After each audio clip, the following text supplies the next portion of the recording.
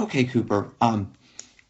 As I was watching your swings on film, one thing that I would recommend working on very early in the process of your swing. So we'll keep it pretty simple early on. And I wanted to make sure that we've been showing these clips all summer, but since you're coming back from injury and just joining us, I wanted to make sure that I had a sample up here for you. And I tried to pick somebody comparable. So I went with Josh Donaldson. Now, as you watch Josh Donaldson, he's a guy that gets a lot of momentum going forward. He gets a lot off of his backside early, which is why I picked him as a comparable. And as we watch Josh Donaldson getting his weight off of his back leg, sorry the quality's a little bad, but most of my major leaguers are on another iPad. As he's getting all of that weight off of his back leg into toe touch, which is there, as we look at him, right, we can see how stacked up he is, right? How he hasn't gotten any weight to come over onto that front side, right? He hasn't committed to hitting yet. It's, our old cliche about talking about, striding to load. As I was going through your swings, so you rock back into hip load, good, okay?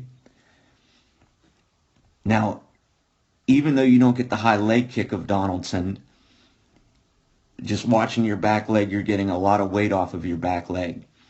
But as you're doing that, I want you to see, one, how we're starting to dive in a little bit towards home plate. I know we talked about that before in the winter, about how when we get that weight going forward towards home plate, it makes it a little bit tougher to hit the inside pitch. But the big thing that I want you to work on your stride, as we can see where you are here at toe touch, the big difference between you and Josh Donaldson, and obviously everybody has different styles, but the one thing that's absolute is we can see how we've already gotten all of this weight to kind of flop in on our front side. That's just all kinetic energy that we've already wasted, and we've already kind of committed to hit so early. It's very difficult, to read the pitch. Now, what's good is as you get to heel down, we can still see that we've got our hands back. That's real good. You're able to generate a lot of power.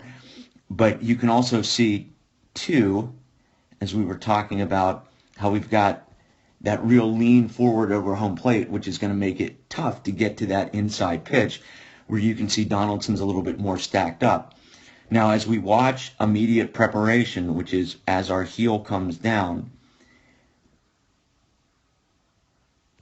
you can see where Josh Donaldson is versus where you are. And just by looking at the pictures, you can see how he's still all stacked up, ready to hit, just ready to turn, right? Whereas we've already kind of gotten everything sort of committed forward, committed towards home plate. So as we work through the rest of the summer, I would just say, all right, it's totally fine to do what you're doing, to rock into back hip load, to get going forward. But you can see how we're diving, diving, diving, diving, diving, diving.